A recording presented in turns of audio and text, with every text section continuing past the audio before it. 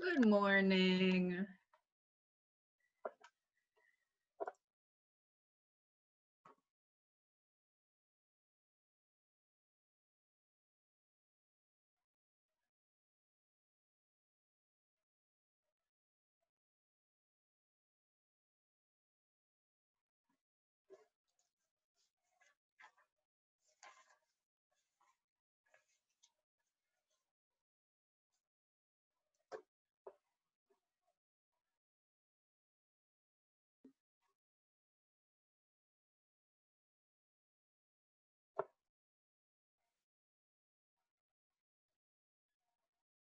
Hey, Jake. Hi. How come I can't see anybody except Jake? What are you guys all in jams this morning? Hey, Sam. Hey, guys.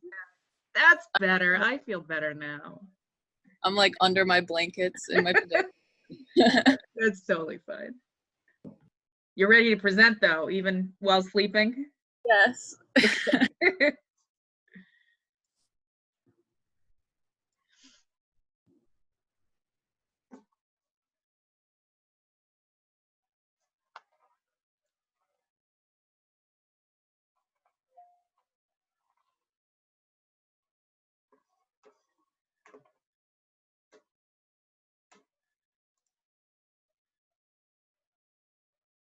Morning, everybody.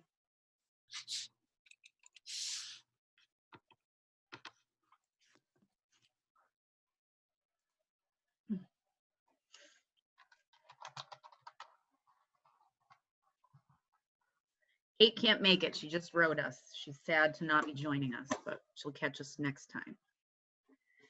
All right.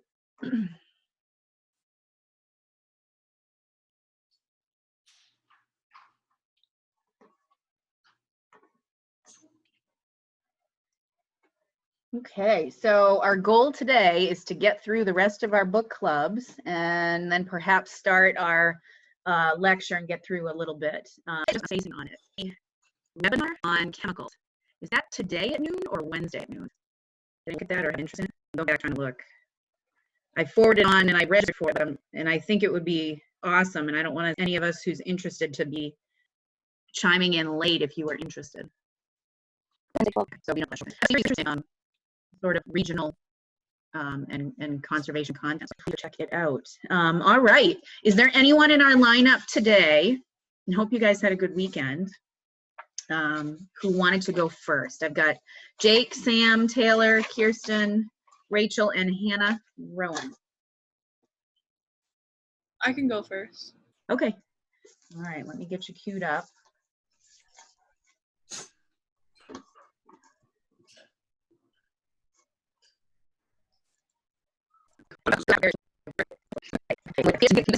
Okay, so yeah, there's a book I read called Social Behavior from Fish to Man, and it's like the final chapter. It's very so hard to find any information on, but he was a professor of anatomy at the Albert Einstein College of Medicine, and of the Animal Behavior Society book that he wrote. But other than that, sure. Wow, he's remained elusive. So, yeah, and he's the one. This is Daniel Friedman, a little bit younger, at the University of Chicago. He pioneered the idea that biological and evolutionary viewpoints are necessary for understanding human behavior. So he's a human behavior guy, and this entire chapter is about. And he's contributed a lot to the child development, genetics, human evolutionary psychology fields. And that's him. So I just put in a little picture of. There's a lot of illustrations throughout the books. I just found one I liked and put it in there. But it's really geared towards biology students, maybe with like a little biology background. There's not a huge amount of like scientific language, and it's explained pretty well if there is any use. There's not really any characters because it's mostly informational, but they talk a lot about different like scientific ideas from different scientists like Darwin, stuff like that. And I guess the goal of the book is to explain the principles of animal social behavior from the ecological and evolutionary viewpoints, and suggest some implications for the principles of understanding of the behavioral system of man. So pretty much relating animal behavior and human behavior. So, right, yeah, the main purpose of this book is to use ecological and evolutionary concepts in animal behavior, relate them to social behavior. So some of the different things that they talk about in terms of like animal behavior, and like almost like it reminded me a lot of like population and community ecology that I'm taking with Dr. Lesser. Mm-hmm. They talk a lot about competition, reproductive behaviors, different communication tactics, and like social organization. So the first 3 chapters are kind of like divided up into different for like different topics for animal behavior. And then the last chapter, like I said, was written by Daniel Friedman. And this is interesting because like this is, I don't know, I found this chapter to be the most interesting because this is how they relate it to kind of human behavior. So like some of the examples of topics that included were imitation and language, autonomy, sexuality, and friendships. Like totally just completely, there was like a segment on like smiling, or like just like adapted behaviors and things like that, which I thought was super interesting. Yeah, this is my graphical abstract. I don't know, it's pretty simple. But yeah, and then just some passages that I thought were pretty interesting and kind of summed up the whole idea of the book. The first one, the characteristic of individuality in animals, upon which, as seen above, I'm not even going to try to pronounce his name, but he's a scientist, placed the greatest emphasis, is strikingly manifested in many aspects of group behavior. So it's kind of like taking the individual behaviors and then relating that into a group, like an entire population. The next one is just kind of about natural selection, all characteristics, behavioral as well as anatomical and physiological, must generally be adaptive and enabling the animal to better survive. So it's like pretty basic, like intro to ecology kind of stuff. And this one, social organization is often of great survival value for the group. And this one I actually really liked because it kind of focuses on how aggregation is actually a method for survival and something that we've adapted over time. So yeah, I don't know, I thought that was interesting. Which is interesting given our current situation where we can no longer aggregate. Yeah. Yeah, and I think that's a big part of the reason, obviously, why it feels so like unnatural to be like distanced from everyone. And I'm going crazy. Like as much as I'm like, oh, I love being alone, like I love my alone time, but like this is a little much. And then this one, by an instinct, we also mean something that operates in the normal life of an animal as a means of accomplishing one of the activities required for its survival. So yeah, I thought this was cool because it's kind of talking about instinct, and there's like a whole section of instinct, and then they kind of relate it to human instinct and stuff. So that was pretty interesting. And then the last one, the concept of adaptation implies not only that all the important characteristics of the organism are suited to the needs of the organism in relation to its environment, but also that these characteristics fit with each other to make for efficiently operating wholes. So yeah, it's kind of like individuals making decisions for the greater group almost. And like, I don't know, like kind of like relating to how things are right now, like in terms of human behavior, we're kind of all deciding to stay at, well, not all of us, but most of us are deciding to stay at home for like the greater benefit of the population, I guess. So that level of altruism, again, that makes you feel uncomfortable, right, because it's all about like the self, right? right. And it's like, even if I'm like, okay, well, I'm healthy, like other people aren't healthy, so I'm going to stay home for like the greater community, I guess. So yeah, strengths and weaknesses. So I really liked the last chapter. I thought it was super interesting, and it was kind of different than just like general ecology stuff. So I thought it was cool. I really liked how they didn't use a bunch of scientific jargon, and they kind of just simplified it and explained it so that it's easy to understand. I really like the drawings. I thought they were nice, especially considering like how old the book is. It's from like the 60s. So weaknesses, I kind of wish that rather than having one chapter designated to human behavior, it was kind of talked about throughout the entire book and then related to each topic.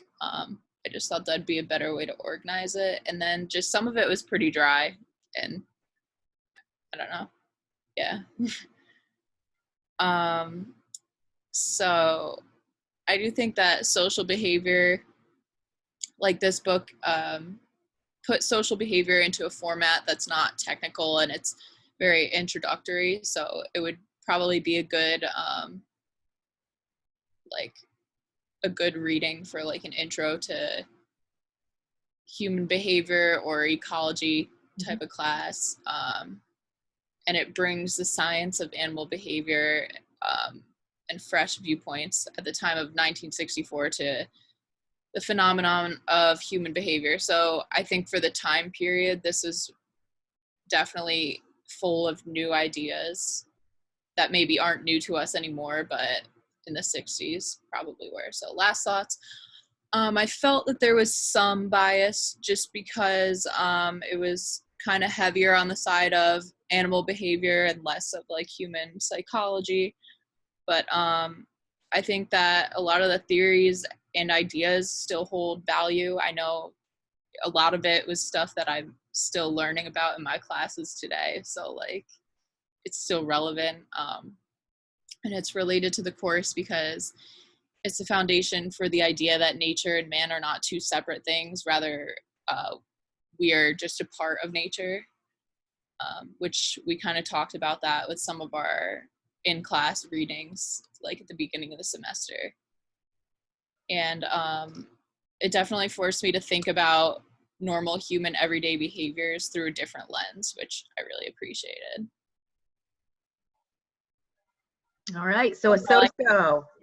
Yeah, I mean, it was very informational. It was good. It's just not maybe my like choice of like leisurely reading. Yeah. But Yeah, a lot of good examples, I think. Yeah, like it was good though. Distilled it down. Good job. Okay, who's up next? I can Can I go. go next? Oh, Jake, I heard you loudest. And then was it Sam?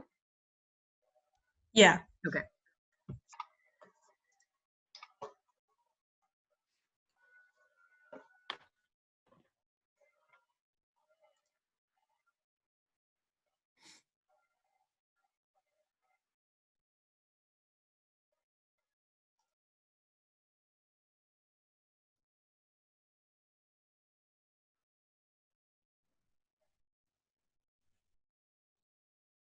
Goodness. Time for a new computer.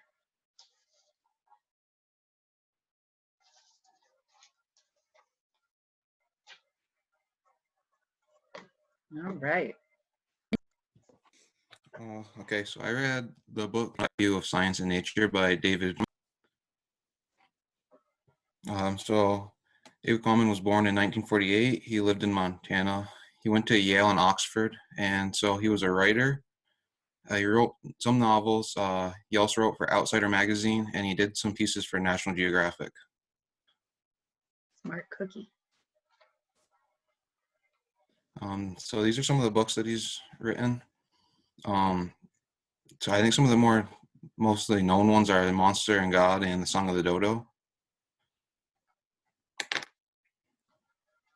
So the audience for this book, you had to have a little bit of a background in science because he used some scientific terms. But I think it made a good book for environmental science or ecology students, just because it talks about many examples we've used in classes. So this book was a collection of essays published in Outsider magazine. Each chapter is its own essay and it has its own focus, but all of the chapters basically focus around science, nature, and the outdoors.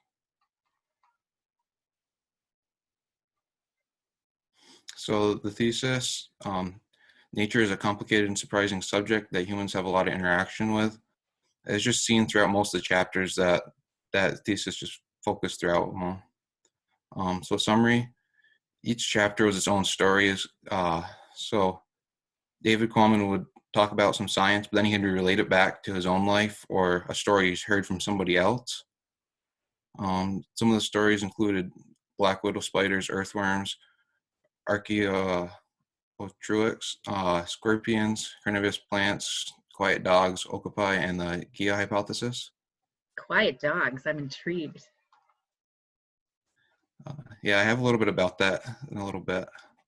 So these are some of the, this is the graphical abstract. I just picked some of the chapters out of it and kind of connected them all together to show how each one talks about nature and the complexity of it.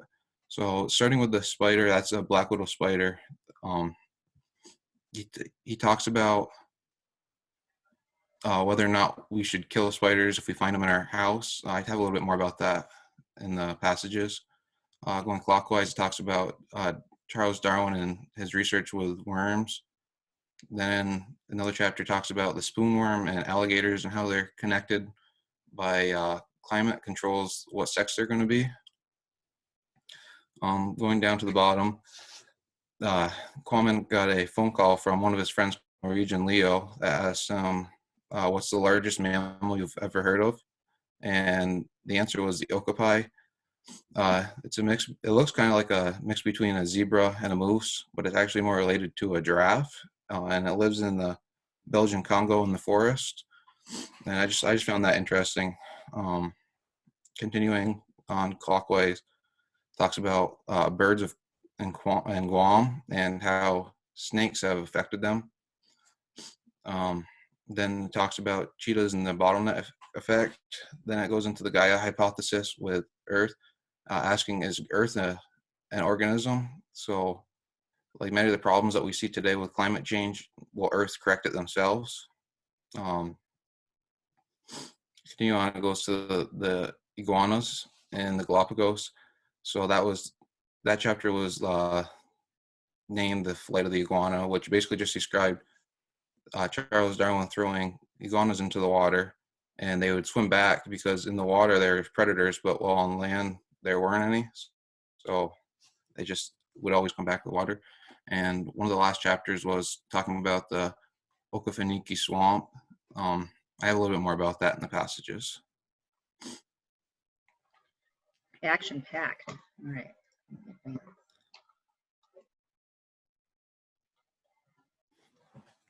So the first passage, David Quammen walks into his room, his office, and he finds a bunch of baby black widow spiders on his desk, and he doesn't know whether to pick them up or kill them. He ends up killing them just because there's too many to pick up, and so in the last sentence it says, but there's a lingering suspicion that I squandered an opportunity of some sort of moral growth. Going into the next passage, this one was talking about the dogs, how humans have bred dogs to have a certain bark. So it had a story about hunting in a forest and how humans have created a dog that was quiet while it was in the forest, so it didn't scare anything and it never barked. And so the passage says, Michael Fox says, the outstanding feature of the domestic dog barking may be attributed to artificial selection. We humans are responsible. It just shows how humans have impacted in that part. Then in passage 3, this talks about Galapagos Islands and humans bringing other animals to it when they first found it. And it just shows the effects of it. So it says, meanwhile, goats and pigs and dogs and rats, all brought by humans to the island, did their share of damage also, preying on tortoise eggs and young hatchlings, or competing with adults for limited grazing resources.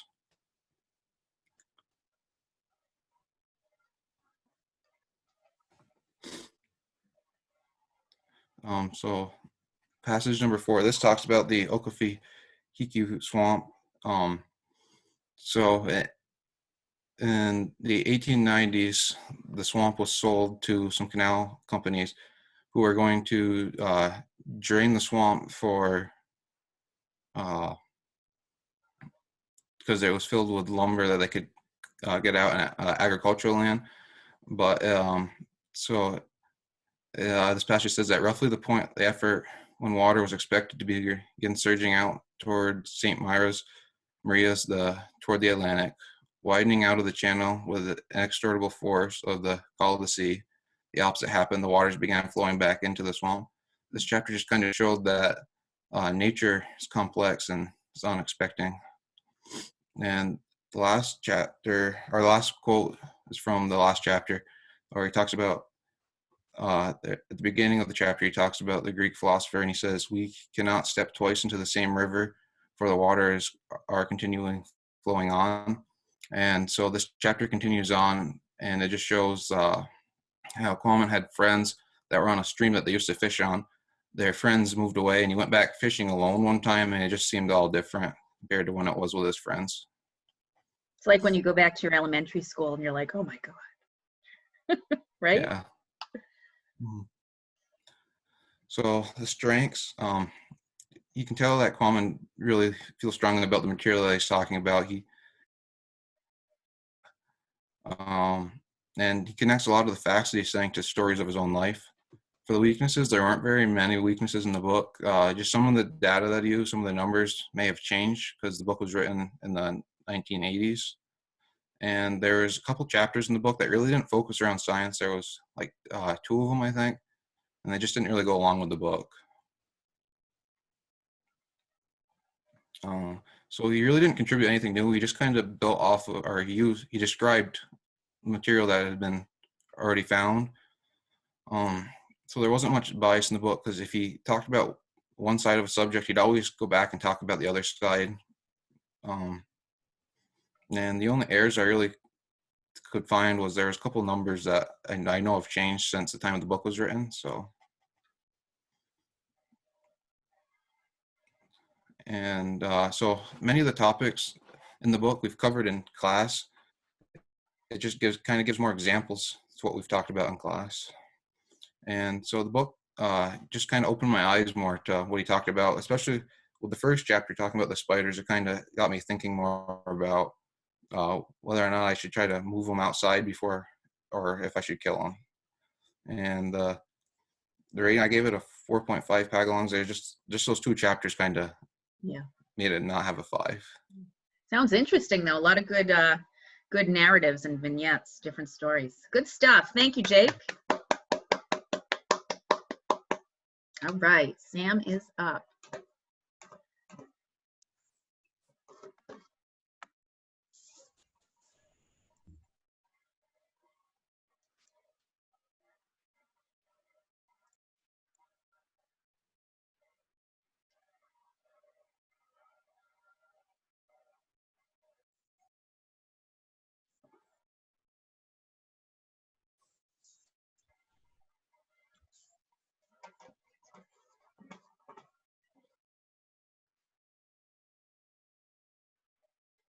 All right. Ready. For Earth Day, 50th Earth Day, right? Yeah. So Waldo Emerson, his birth and death. He was born in Boston, Massachusetts in 1803. He attended Harvard University for poetry and then returned and became an ordained minister through their School of Divinity. And in 1832, he left the church and became a transcendentalist. So he focused mainly on the connections between man and nature. And he traveled giving lectures on transcendentalist ideas. And in 1837, he meets a man named Henry David Thoreau, who he takes under his wing.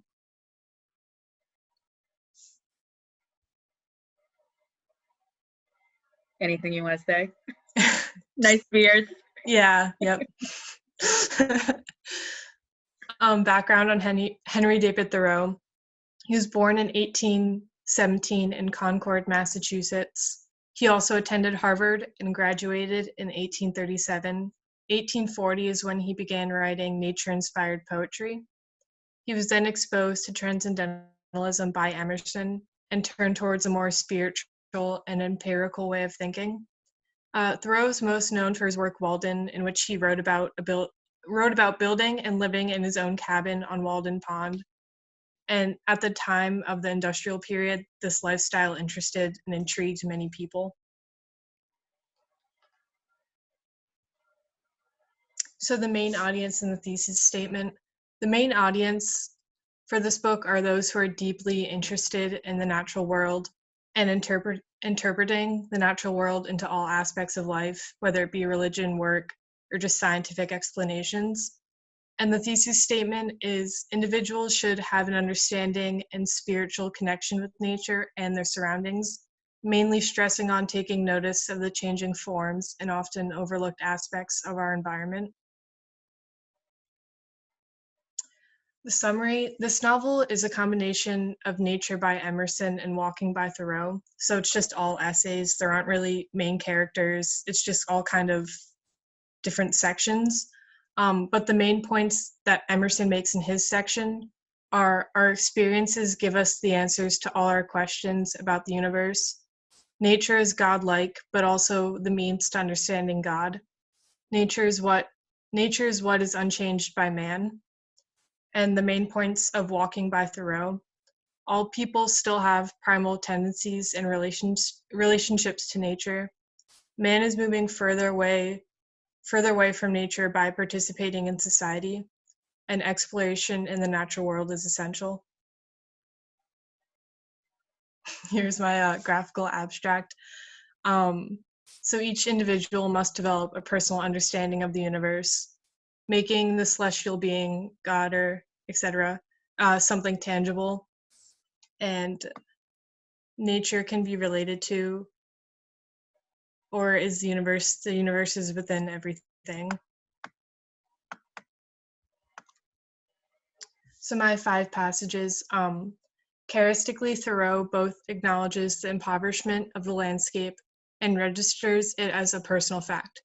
We cannot be spiritually alive without wilderness around us. Our thoughts cannot take wing if we drive away the birds. I thought this was very Rachel Carson-esque. The next one, I wish to speak a word for nature, for absolute freedom in wilderness, as contrasted with a freedom and culture merely civil, to regard man as an inhabitant or a part and parcel of nature, rather than a member of society. Nature never became a toy to a wise spirit. Standing on the bare ground, my head bathed by the blithe air and uplifted into infinite spaces, all mean egotism vanishes. I become a transparent eyeball. I am nothing. I see all. The currents of the universal being circulate through me. I am part or parcel of God. This is all pretty heavy stuff. This is like what the whole book was. And who looks upon a river in a meditative hour and is not reminded of the flux of all things. Throw a stone into the stream, and the circles that propagate themselves are the beautiful type of all influence. Man is conscious of a universal soul within or behind his individual life, wherein, as in a firmament, the natures of justice, truth, love, freedom arise and shine. The authors were setting the basis for transcendentalism, so this is their contribution to the field. They basically started this field or popularized it. So these 2 authors popularized transcendentalism and transcendental writing. They were both going against the grain of the times by offering explanations of the natural world and how it related to the human spirit, which differed from the churches at the time. And both authors paved the way of the new field of transcendentalism by being successful scholars while writing about and living by this idealism. The relation to the course, the theme of the book relates deeply to our discussions earlier in the semester of preservation versus conservation. The book communicates transcendentalism, or the romanticism of nature. These foundational thoughts in the 1800s is what built the preservationist movement and stressed the importance of the connection between man and nature, specifically the white man and nature, being that indigenous groups have already had these feelings of nature. This can also relate to our conservation of privilege within this movement. For example, how these authors were able to remove themselves from the industrial environment and live in solitude. A change in opinion. Reading this novel somewhat changed my opinion of transcendentalism. I previously thought this way of thinking aligned with my own, like the preservationist versus conservationist argument. However, the novel was published in 1836, and although it offered some inspiring passages and interpretations about the world around us, I found it hard to relate to our current society. This is also like a strength and weaknesses. It was really hard to read it and feel like I could relate it to how things are now. They also, I don't know how much you guys have delved into their work in other classes, but they were a very elite group. And it wasn't just these two, there was a whole clique, and they would go to each other's houses and have their tea and coffee and just have these discussions, these deep discussions. And like you said, it was very much removed. It is kind of hard to see how this projects. But there's pieces of things I think we still grasp to. Mm-hmm. So I give this book 3 penguins, and like I said, it was really inspiring, but unless you're really into transcendentalism or philosophy, it's really dense and hard to get through. Like it's not just like an easy read, sit down and like you want something mindless to do. It's very like intense. Yeah. But good stuff. Thanks. Yeah, if you guys are ever in the Boston area, taking a long weekend or something, obviously taking a duck boat tour all the way through Boston is always a fun thing to do. Heading out to Salem to go to some of those museums is also top on my list. This is because I grew up here. So, but then also, this is just a hop, skip, and a jump out of the city. And when you get there, it's just this weird feeling because it's just a tiny little pond. I mean, I think I had just worked up this like thought in my mind. And they've got little replica cabins and stuff. But then as you walk the path, like, I don't know, maybe it's just me. Something kind of takes over a little bit. You kind of feel that. So I actually have taken my class here. When I taught at St. Lawrence, I took the class there. And we did the walk, and then we read one or two of the chapters while sitting and having lunch next to a vernal pool. We got all the feels, So if you're ever outside of Boston, it's definitely worth the trip. You don't have to spend a lot of time there. It's very short, couple mile hike, but especially in the fall would be a good time to do it. Mm-hmm. Good stuff. All right. Who was next? Can I go next? Yes, Hannah. Yep. I'll go after Hannah. Okay, that was Taylor? Yeah. Okay.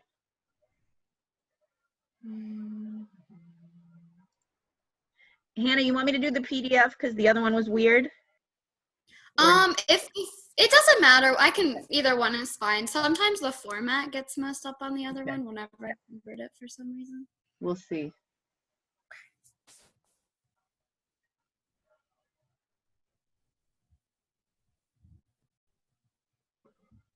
Does it seem like it looks okay? That looks fine. This is Michael, and he's one of my favorite authors. But about him, he's an author and professor with work focusing on nature and culture. He works at Harvard University, and he's from Long Island, so he's a New Yorker. And he received his master's from Columbia University. And I could have written way more about him. He actually has his own website called like michaelpoland.org. So he seems like he's pretty into himself. It's pretty cool. He's good time if he's an org, yes. Yeah, seriously. The audience for this book. So the way I took it, I thought it was intended for young adult and older readers to fully grasp the concept. It doesn't seem like this book would be for a younger, I mean, like maybe like a 12-year-old if they were really into diet and what goes into your diet. But if I was like a 12-year-old reading this, I would think it's pretty dry. And I would say, yeah, also okay for teen audiences to introduce them to the topic because it is pretty interesting to think about your diet in the way that he writes about. So some main characters from the book, Michael Pollan, he writes this all from his perspective. So this is basically his experiment with food, and he talks about his personal experiences with it. So corn, ZMAs, is one of the big things in this book. George Naylor is one of the farmers in Iowa who he talks to and stays with for a while and gets his point of view on corn. Steer 534, this is a calf that he purchased for like $800, and he follows this calf from birth into eventually a feedlot where he just kind of sees where the cow lives, watches it grow, because this is going to be a beef cow, but he wasn't able to follow it to slaughter because there was like some permitting. He just wasn't allowed to do it. And then Joel Salatin, this is he's called a grass farmer, and he, the way he farms is he calls himself Beyond Organic. And I'll get into that a little more as we keep going. So the thesis statement for the book, what will I eat for dinner? The question many of us ask ourselves each night at this point is an evolutionary phrase. From hunting and gathering to the initiation of agriculture, the transformation of obtaining food has allowed us to co-evolve with the process. This kind of encapsulates the book, I think, and I'll get into it more with a summary, but basically the main point of this is like, we have so many food choices, how do we possibly decide on what to eat? And Michael Pollan kind of just, the way he writes this book is like his personal experience with it, like how do I design my perfect meal, which is in the end of the book. So the summary, in The Omnivore's Dilemma, Michael Pollan strives to follow a meal from the ground and onto his plate. Starting with corn and grass and then the forest, he discusses each as their specific roles in our diet. So the book is split up into 3 main large chapters and then has sub-chapters with it. So it's corn, grass, and forest. And corn, he basically discusses how corn is in everything. It has become the most impressive plant in the plant kingdom because it has not only have, I think humans, we always think about how we have created agriculture and how it's been this amazing thing for us, which it 100% has. But what about plants like corn who have arguably manipulated humans to continue their life? And that's a big part of what Michael Pollan talks about, is how corn has manipulated us perfectly because it's a plant that completely relies on humans for the spread of its seeds. Think about like a husk. He describes like the husk, like there's no way all of that is gonna, like you can't really spread the seeds very well with all of that. So that's like really interesting. The grass section, he talks about organics and how they're not always how they seem to be. It's become very popularized. Of course, everybody sees it at the grocery store, like organic, but he kind of just says like to delve into that more and see what it really means to be organic. And then in the forest, this part is more like about all of the foods that nature has to offer us, but what is safe to eat and what is not, and how do us as humans decipher between that? And in this section, he talks about hunting and creating his perfect meal, which is from everything locally he grew it himself, or he hunted it himself.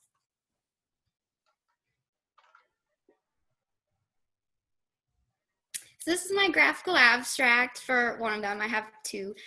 So it's corn and alfalfa grass at the top, and corn and the grasses are fed to animals, and then corn syrup and everything goes into all the junk food.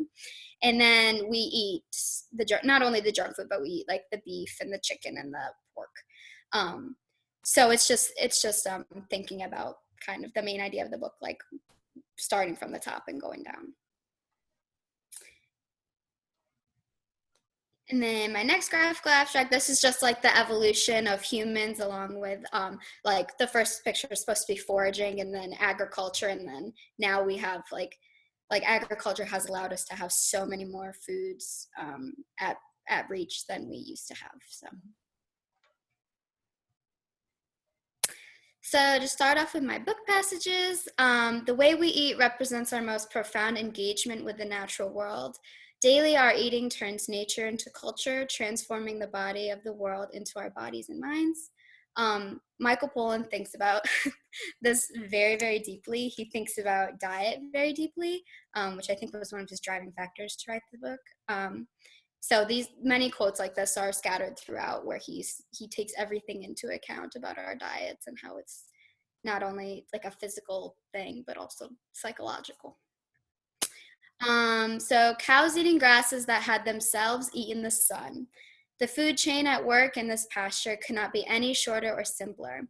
And yet, if I could actually see everything that was going on right here in this pasture, could trace all the ecological connections involved. I chose this book because, I chose this passage because it had the word ecology in it, and it related to our class.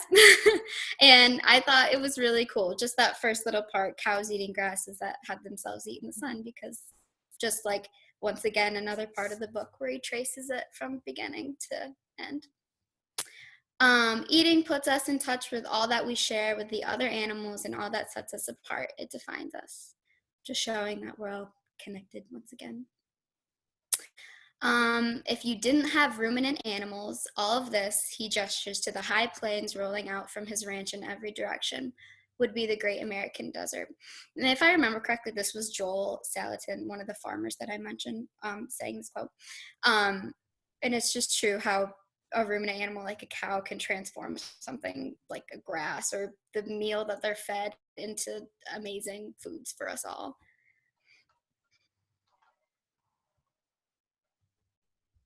And then this one really spoke to me.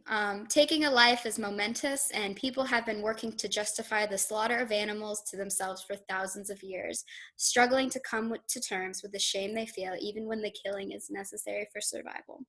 And I feel this to a whole extent. I completely understand this quote. I eat meat myself personally, but I empathize with an animal so much, and I continue to feel that guilt. I've tried to be vegetarian and everything, but I can't, and even still, I have this shame that it takes. And even when we have to kill them, it does feel like the shame continues, even when we need to survive. So some strengths and weaknesses of the book. Strengths, it is extremely well written. Michael Pollan has great language, not too much jargon at all, where it's hard to understand. And he does an excellent job allowing the readers to empathize with him. He writes it so you can really feel what he's feeling throughout the book. And also he gives the reader a great amount of autonomy, being able to put like how you view your diet and put it into this book. So along with, while I was reading this, I was thinking about my diet and what I could do differently to be more conscious of it and stuff like that. Weaknesses, some parts were very lengthy without being necessary, in my opinion. He would kind of go on about some things that almost felt like it trailed off from the main idea. So I didn't really like that too much, but it was good. Contributions. Pollan with this book gives new insight to readers on their diets and how intricate it has become. This book has won several awards and its profoundness on food. So I think this book is considered one of the first of its kind for somebody to look at a diet like this, because like I said earlier, it was an experiment of his to just travel throughout the food chain to see it end up on his plate. So, and this has won several awards. This book is probably his most popular, next to The Botany of Desire, but it's very well renowned. Bias, I don't really think he had any bias in this book. So despite his close relationship to plants and nature, he didn't, and with agriculture, he never like bashed on agriculture, because obviously agriculture could be absolutely terrible for the planet. And there are many times where he mentioned like, oh, we're doing this on the farm today, or like this operation doesn't have any mind to environmentalism or anything like that. So he remains very neutral, because I know he's like a plant guy and he loves the environment, but also he never once has been like, he said like, yeah, agriculture isn't always bad, or isn't always good, excuse me, but he wasn't like, this is terrible for the environment, stuff like that. So logic, I didn't see any errors, but someone who has opposing views on diet, on his diet choices. So I thought about that. If somebody was very firm in their own diet choices and didn't really like that he eats meat in this, or if somebody didn't really like, if somebody has a stricter diet, or like, not to mention like, not everybody can trace their diet through what he did. Like it's having access to good food is a privilege, and he touches on it a little bit, but he doesn't talk about it a lot. So it's kind of, yeah. So relation to the class, the theme of this book relates to class on the matter of agriculture and all the effects it has on ourselves and the environment. The slaughter of any animal tends to bring shame upon a human, no matter how we attempt to justify it, like I was talking about earlier. This reminds me of the bond that humans share with animals, and how almost any animal we choose can be charismatic.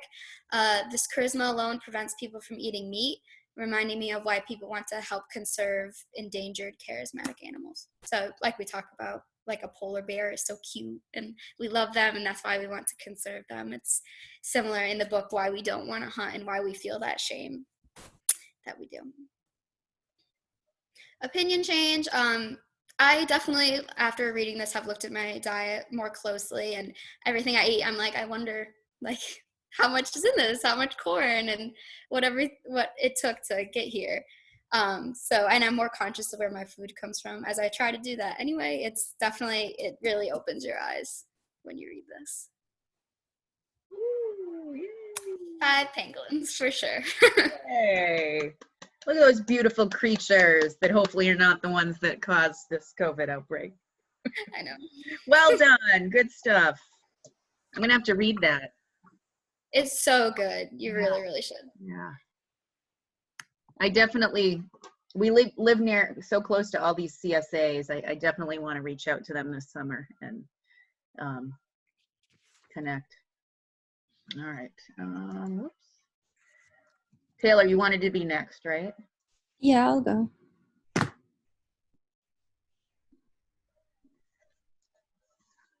And then last but not least will be Rachel.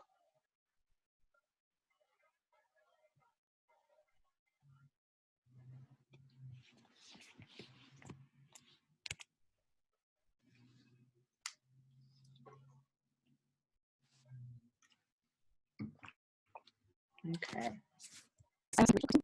Some evidence detailing the trend of an unintended harm caused by synthetic insecticides, pesticides, herbicides to humans and environmental health.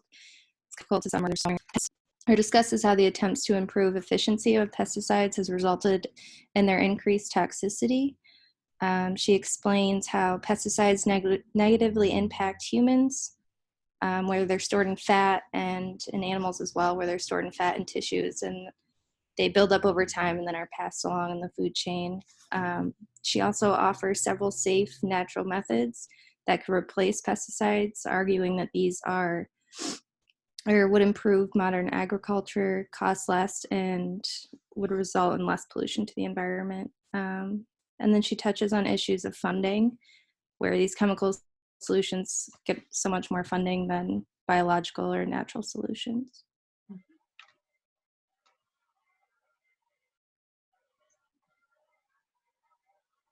So this is Rachel Carson. From what I read, when she was young, she always wanted to be a writer, and then when she got to college, she kind of shifted gears.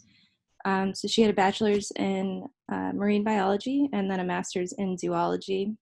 And she did go to finish her doctorate, but that was interrupted by the Great Depression. So instead, She got a job with the U.S. Department of Fisheries, writing radio scripts. And then shortly after, she started working with the U.S. Fish and Wildlife Service, and she would later become the editor-in-chief of all of their publications. She wrote 3 books before she published Silent Spring. The first didn't get much attention, but the second 2 were so successful that she was able to leave the U.S. Fish and Wildlife Service to write full-time. And at first she did short articles and pamphlets, and then she kind of shifted gears to the issue that she wrote about in Silent Spring. And then before publishing this book, she was diagnosed with breast cancer.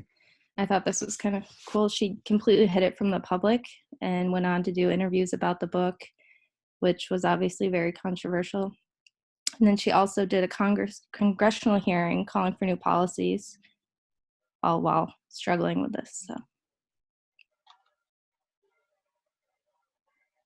The audience for the book, I think anyone could read this and understand. She explains everything very clearly.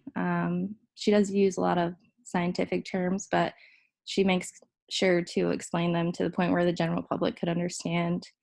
But I do think that having a scientific background would help fully understand, what she's talking about and how interconnected everything is.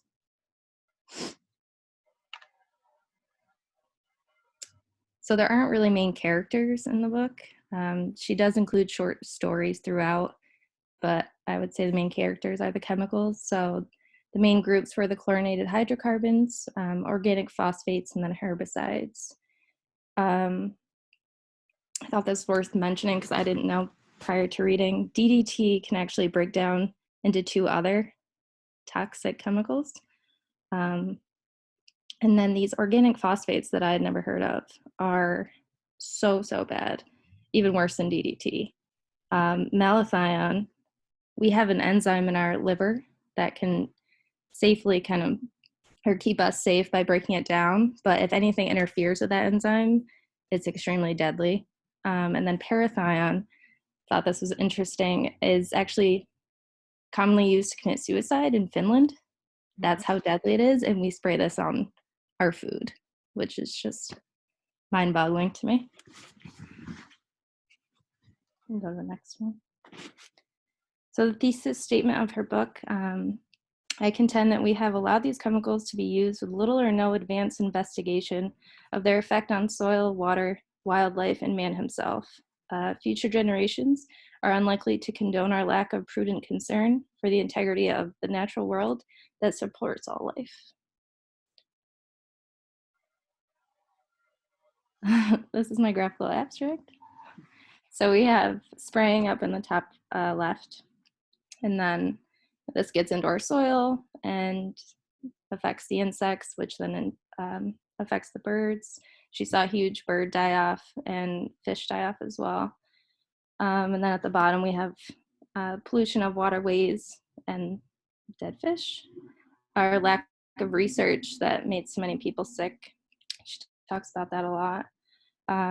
So then this girl yelling to the world would be Rachel Carson, and then we reduced our spraying of toxic chemicals or changed some of it to a degree. Well done. So 5 important passages. This is really hard to only pick 5. There's so many. The first one was, only within the moment of time represented by the present century has one species, man, acquired significant power to alter the nature of his world. During the past century, this power has not only increased to one of disturbing magnitude, but it has changed in character. The most alarming of all man's assaults upon the environment is the contamination of air, earth, rivers, and sea with dangerous and even lethal materials. So obviously we have a direct impact on the environment around us, and the mass production and distribution of chemicals with no consideration taken of the impacts it's really surprising that they didn't do more research prior to using these. So this is an era of specialists, each of whom sees his own problem and is unaware of the intolerant or intolerant of the larger frame into which it fits. Man can hardly recognize the devil of his own creation. So these people that are hired, to make these chemicals, that's their only goal. And even if they are successful, they can be very narrow focused because that's what they were hired to do. And they're not necessarily hired to look at the negative consequences that this might have, or they might not even be required to. So I like this one. Does Indiana still raise boys who roam through the woods or fields and might even explore the margins of a river? If so, who guarded the poisoned area to keep out any who might wander in misguided search for unspoiled nature? Who kept vigilant watch to tell the innocent stroller that the fields he was about to enter were deadly, all their vegetation coated with a lethal film? So when they first started doing this, they would do aerial sprays, and even farmers that were, said, I'll take care of everything on my land by myself. I really don't want my grazing land sprayed or this pond or waterway sprayed. They just did it anyway. So you have all these people, even like pets would go outside after these sprays and they were dying, cats, dogs, and then all these poor little kids that would get sick just outside trying to play. It's really sad. I remember when I first moved here getting something in the mailbox that they were going to do aerial spraying for the mosquitoes with concern for Tripoli and West Nile. I haven't seen that in a while, but I remember, thinking to myself, well, what if we don't want that, Yeah. So a who's who of pesticide is a concern to us all. If we are going to live so intimately with these chemicals, eating and drinking them, taking them into our very bone or the very marrow of our bones, we had better know something about the nature and their power. So, I think like all of us, the public has a right to know, the chemical pollution that's around them, especially if they don't have a choice. But this is also stuff that's in like household things that we would use in our garden or weed killers, things like that. So I think that they should know so that they can make better decisions about the chemicals that they're using around their own home and their families. I thought this is an actual advertisement. I kind of went down a rabbit hole with this. There are so many videos of them like mass spraying people and them just, running around like they think it's fun or whatever. And it's just not true.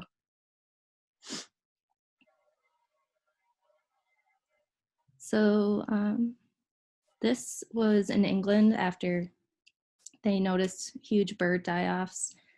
The committee also recommended that adequate controls to ensure that chemicals were adequately tested under field as well as laboratory conditions before being put on the market. This is worth emphasizing. It is one of the great blank spots in pesticide research everywhere. Manufacturers test on the common lab animals, such as rats, dogs, guinea pigs, but include no wild species, no birds as a rule, no fish, and are conducted under controlled and artificial conditions that their application to wildlife in the field is anything but precise. So even if they are testing or say that they are, it's just not applicable to the natural world. Strengths and weaknesses. She's very well explained throughout. She offers a lot of supporting evidence, and she does this from around the world, not just here in the US. I like that she ends her arguments with a lot of solutions, alternative solutions. She's not just, whining about what's going on. And she explores the effects on a variety of animals, plants, and humans. She doesn't just focus on a few. Negatives, I know it's hard, but she is definitely a little too passionate when she's writing about this, which is why I think she got so much criticism. And towards the end, she advocates a lot for biological controls. And I just don't think that she adequately advises caution. And, she has all this evidence for everything else. I think she should have probably included a little about how this has gone wrong in some places.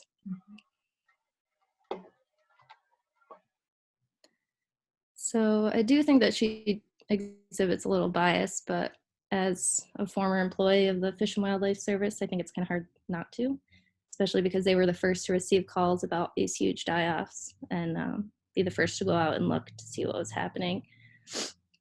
And at the same time, there's really no positive aspects of the other side if you're going to use that kind of stuff without adequate testing prior to using it everywhere. So in errors in her logic, I don't think that she had any. She's very clear in her argument and she explains everything very well. So in relation to the class, she talks about biomagnification, pollution, then biocontrolled insects, all stuff that we've talked about. My opinion has not changed. I was diagnosed with Hashimoto's thyroiditis, which is like an autoimmune issue with the thyroid. And afterwards, I literally just for months read everything I could find. And a lot of it was not being exposed to synthetic chemicals like this, even in like household stuff and, on your produce, stuff like that. So if anything, I think it strengthened my opinion. Bad penguins for sure. Yeah. The classic retains it. Yes, it'll make you sad and angry, but I think everyone should read it. Well done. Well done, Taylor. Thank you for sharing too. Organic all the way if you can, right? Yeah. It's expensive. All right. I had to read that as required reading in like 6th grade. It was just too dense at that stage of life, like all those words. I probably wrote some swear words in the margins, Taylor. I don't know. I'm surprised I made it this far without reading it. And yeah. In the passages, there was actually another one, but I didn't want to do 6. As far as allowing even small amounts, in Texas, I think it was, they had these huge fish die-offs in the river, and then every few days, as the water went down, they would have another one, and it would just keep happening. So where it started, they noticed this terrible smell, and it was downriver from can't allow any of it out, blah, blah, blah. But obviously a little bit does every once in a while. So they did this huge flush of the pipes, did it. So even allowing small amounts here. Seem to be these trigger points. So there must be like 2 different mechanisms that result in those catastrophic, survival numbers and stuff. But anyways, yeah, a lot of people are doing those dosage testing and finding that just the minute amounts can do the same thing. All right. And last but not least, that's everybody, right? We are on Rachel. Okay, let's just hope my Wi-Fi can withstand because I've been coming in and out. Oh, okay. Okay. My book was Ravens in Winter by Bernd Heinrich. And, oh, hang on a second. Okay. Sorry, the pictures. Anyway, he was a bio professor and might still be. I'm not quite sure, even though, yeah, supposed to look that up. He was a biology professor at UVM, and all of his studies that he's focused mainly on were about insect behaviors and birds and how that all affects and works together. And he was born in Germany, and he just recently turned 80. So I just thought that was cool. But when he moved from Germany, he went to Maine. That's where he lived and studied and got his undergrad for the majority of his life. Well, his younger life. And then he went to LA to get his graduate degree. And then he went and taught entomology at UC Berkeley in the 70s after all of that. The audience for the book, I would say, could be anybody because it wasn't very scientific and it was easier to read in the sense of he was very descriptive with all the imagery, and it pulled me in personally, and I really loved that. And the way he just writes, it's easy to keep reading, even when he's talking about all of the references and all the other research that he was reading in order to fully understand what everyone knew already about ravens. It was still very interesting and easy to read.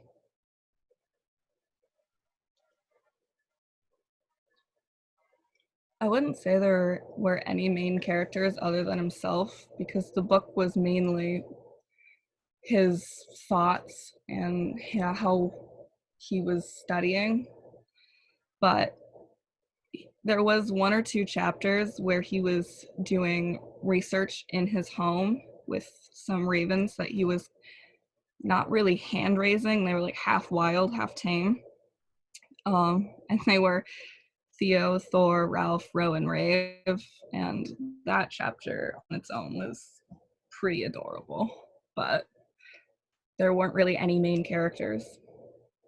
And the thesis statement was just how ravens were, because from everything that he had known and even read upon when he started his research, what he had saw in Maine, where he grew up and was camping, it was completely different and abnormal to him from what he knew.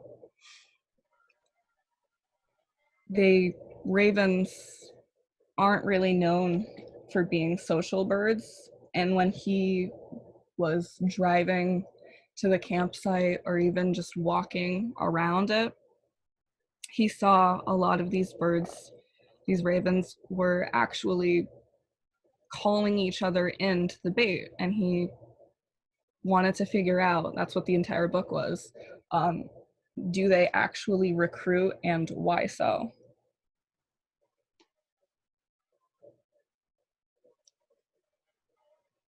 The summary was just basically what I had already said.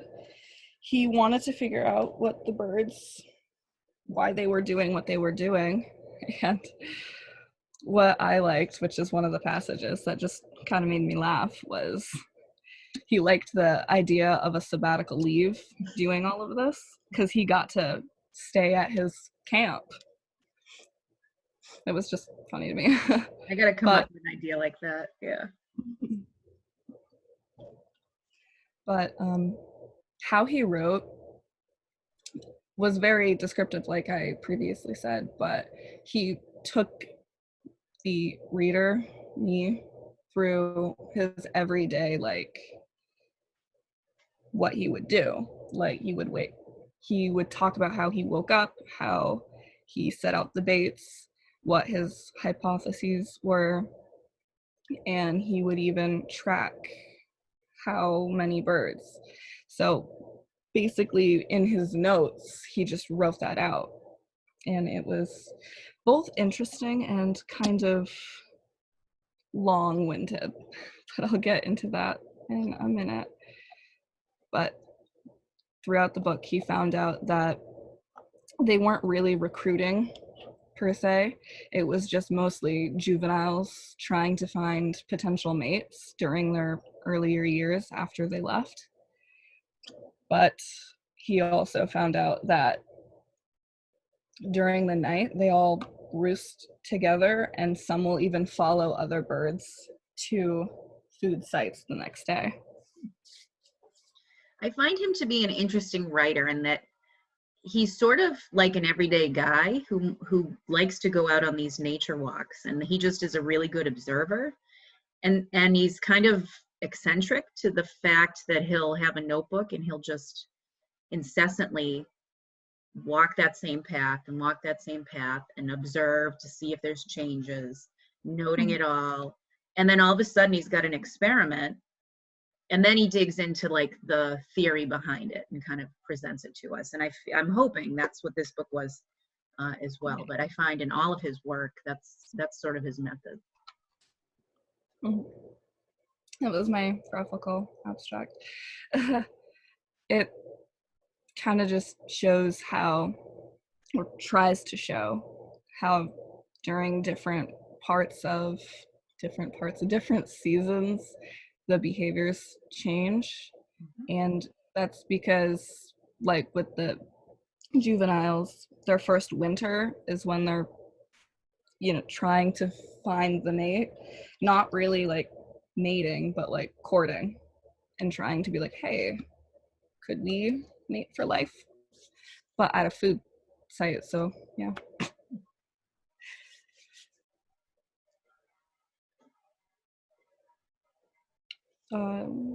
Yeah, okay. The first passage is when he talked about the sabbatical leave. So, as an academic field biologist, I have the duty of finding out about our natural world. I also get privileges like a sabbatical leave. I went instead to my retreat in Maine because I had seen ravens there behaving in what seemed to me an interesting way, and I wanted to find out why.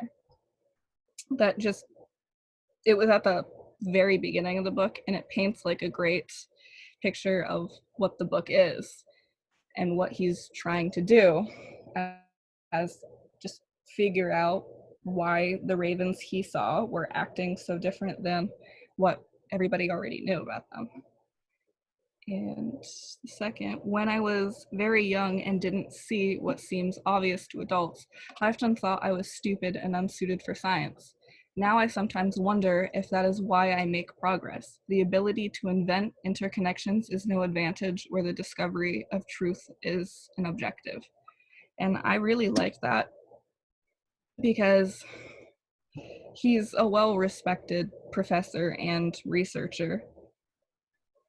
And he, at one point, thought he wasn't fit for this lifestyle as a researcher because he saw the world in a different way. But during the book, he realized that it might actually be the advantage of figuring out things like why birds like ravens behave differently in certain situations and places than in others. And the next one, there was one more. Oh, I think it was just a repeat. Maybe you pasted the same thing. Oh, crap. No worries, no worries. No big Thanks. deal. Do you remember kind of the take-home message of it? I think if I'm remembering the order that I put them in, I think it was just an example of how he writes his day-to-days. So how he'll talk about waking up, making coffee, uncovering a bait, and observing the ravens. Mm-hmm.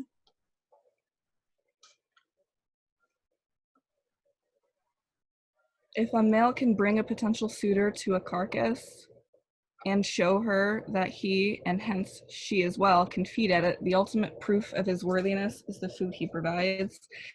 And in ravens, eating often depends on bravery, and bravery is gained through experience. In raven society, it separates the men from the boys. And this quote just summarizes a lot of the book and his findings on how the ravens recruit, but there was a word I was trying to think of, but I can't. It summarizes what he found, and yeah, I'm lost on words. No, it's almost like when we think of mate selection and how the female chooses the male that is either more showy or has some kind of interesting behavior that puts them at risk, or that, like the peacock with the big feathers that can fight off the disease, that they have these behaviors maybe that call attention to themselves, but it also shows them that they'll be a good forever partner, right? Yeah, like they're reliable. Yeah. Okay, sorry for... No worries. And last, according to this picture, young ravens leave home to wander. They are gregarious, joining other juveniles to roost and feast with, and to find an attractive mate. An unmated raven finding food invites eligible singles to join him or her at the feast, thereby not only gaining or maintaining access to the food, but possibly also increasing its status and demonstrating fitness as a future provider for rearing offspring. And this is similar to the previous one, but it focused mostly on the juveniles and how they're not recruiting for safety at food sites to see if there's any predators or if the carcass is actually just a sleeping animal. It shows that it's for the purpose of showing that they're able to provide food, and that they're also, like said in the previous, that they're brave enough to even try. The strengths and weaknesses of the book. There were a lot more strengths than weaknesses, and they were strengths. The book was easy to follow, and it wasn't overly crowded with like scientific jargon, so it didn't slow me down, or it wouldn't slow any other like readers down with trying to figure out what does that word mean and how does it apply. And the descriptive nature helps paint a really good picture of what the ravens are doing. And he even drew some beautiful pictures of ravens during different behaviors like courting and being aggressive to protect food from others. So that was awesome. And then the weaknesses were extremely repetitive because how he wrote his every day-to-day events, a lot of it was the same. I woke up, it was really cold, I put a fire on, made coffee. And it was like that for like 200 pages. And when he was talking about his theories and some of what he read of other people, there were occasions where it was extremely dry, especially where he was explaining how he came up with a theory and then why it was wrong. He contributed like the information on juveniles and how they're not really recruiting for themselves. They're recruiting for, well, that was bad wording because they are technically recruiting for themselves to find the mate, but also to get access to food. But it's not what he initially thought of a whole crowd of ravens protecting themselves from potential predators at the food site. It was mainly for mating and finding the different mate. And he also described and found different behaviors, that there's always, what he found during raising the ravens in the aviary at his house was that there was always one leader, and it was, I think he said it was usually the oldest male that was the bravest. And I don't think he had come across that anywhere in his readings before, that there was always one in like a family group that was the brave leader.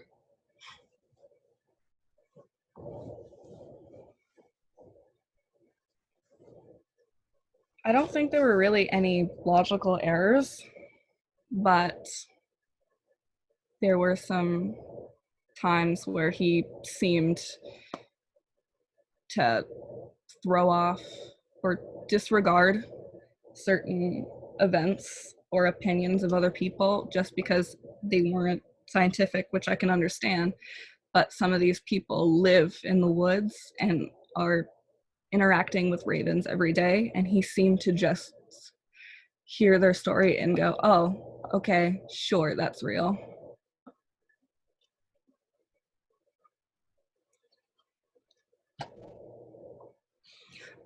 Oh, I also forgot to put in the contributions. Not the contributions, the relations to the class. But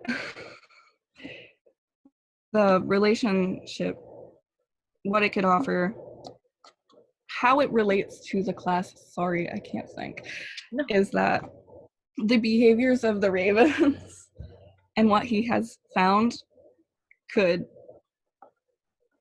lead to like if ravens were one day endangered, it paints a great picture for how they act. So potentially we could see how they're changing and what might be the cause. And what we could do to help. Yeah.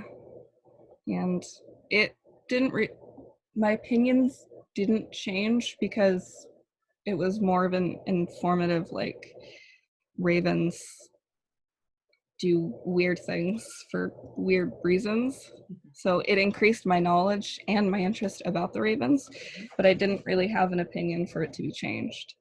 And I rate the book 4 pangolins. Excellent. Corvids are so interesting. Great job, Rachel. I am a big Bern Heinrich fan. He's kind of a weird guy, but his books are so easy to read, and I always come away like learning a little bit more, and it enriches, my stories that I tell you guys and my hikes that I take with the family and all that kind of stuff. So definitely recommend his bazillion books that he's written. All right, let's just, I know we're a little over time. I'm not going to obviously lecture. But I want to just let you guys know or remind you again of what we'll be doing. So today's the 21st. It was meant to be our first day of adaptive management restoration rewilding lecture. So our final lecture. I'm obviously going to be doing that on Thursday, and there were 3 articles that were going to be presented potentially on Thursday as well. That is the Smizer article, which nobody signed up for. Jake signed up for the Nash article, and then Charlene signed up for the Yang article. Again, I can send a reminder. And that would be for Thursday, obviously. So for Tuesday, we have a whole ton of articles that are going to be sort of our discussion. It's also just, in case I don't get through my whole lecture, we'll be kind of shifting within these 2 days. So to be on target for potential discussion on Tuesday will be Jake again with the Toledo article, Casey with the Arts article, Alyssa with the Lorimer article, Riley with the Yang article, and Sam with the Hennessy article. Okay, so what I'd like for everybody to do for this Thursday is also to read the Kariva, how they're kind of short little mini chapters, Kariva chapter 20. And I've scanned that in, and it's up with, the section of all the other chapters. So it has to do with rehabbing sea otters, feeling good versus being effective. You know how we all feel about Kariva's, oh my gosh, he just slapped us in the face, we don't believe anything anymore kind of thing. So I think it'll be good for us to have one more of his stories to make us think deeper. We'll go through hopefully those 3 articles. And I will get into our lecture a bit, okay? And again, once we get through that, we'll be done with this last unit on Tuesday, and then all we've got left are your presentations on your research. So I did mention in that last email to you guys, moving forward, just start plopping stuff into your PowerPoint or into a Prezi or into a, what's the other one we've been doing, Spark. It doesn't really matter what sort of presentation style you want to do it, as long as we get kind of the visual representation of that. And I can send you guys sort of a general rubric, but really just walking us through the thesis, the body topics, and bringing in some of the literature, that's kind of what enriched it. So if there's some examples in the literature and you want to throw in a picture or a graph, and you've got your internal citations and stuff, but typical kind of bullets like we usually do in our stories, and just giving us a more visual way of your written paper, okay? So there'll be 3 days of those presentations, and hopefully we'll get through. We want to keep our time down. I think we all kind of were over our time limit here, but if we can keep down to say 8 or so minutes, I think we'll get through in 3 days, okay? So that is the plan. You'll hear from me lecturing on Thursday. We'll have a couple articles, and then we'll have just tons of articles on the Tuesday that follows. I'll do that pick out of a hat unless anybody's got some drastic need to kind of go on a certain day. We've got the 30th, the 5th, and the 7th will be our days of presenting. So if you're being walloped by another class on one of those days and you want to go a certain day, just let me know in a message, okay? All right, how on earth did the kids not barge in? I will never know. I'm probably gonna have to go get some ice cream to treat them. Anyways, I miss you guys. Great job on those book clubs, and I will see you on Thursday. Bye. So Dr. Garneau, Yes. is our final paper due on Oh, Thursday no, the don't 30th worry then? about deadlines. Okay. Yeah, I haven't even been able to give everybody feedback yet. I'm still working my way through it. It's taken much longer, and I think I'm gonna have to change my tactics. I'm usually like the master of the red comment. I'm gonna have to really try and tone it down a little bit to be able to get through. So they'll probably be due, the final like revision will be due sometime on finals week or something like that, you know, giving you Okay. a little bit more time. And our final exam is gonna be like a take-home exam that I'll post early, and you can kind of, you know, work a couple questions here and there. But from my recollection, it wasn't a tricky thing. It was really, I just needed to give you some sort of we haven't had a test yet, you know, so be able to tell the story that we've threaded through the semester. Okay?